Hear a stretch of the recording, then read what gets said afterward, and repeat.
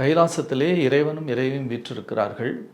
அப்பொழுது பராசக்தி மிகுந்த அன்போடு கேட்கிறாள், சுவாமி, நீங்கள் வேறு இல்லை, மகாவிஷ்ணு வேறு இல்லை, இருவரும் ஒருவர்தான் என்பதை இந்த பூலோகத்தில் இருக்கிறவர்கள் ஏன் புரிந்து கொள்ள மாட்டேன் என்கிறார்கள். அவர்கள் இந்த வழிபாட்டு முறையினாலே பல இடங்களிலே கருத்து வேறுபாடு கொண்டே ஒருவருக்கொருவர் சண்டையிட்டுக் கொள்கிறார்களே.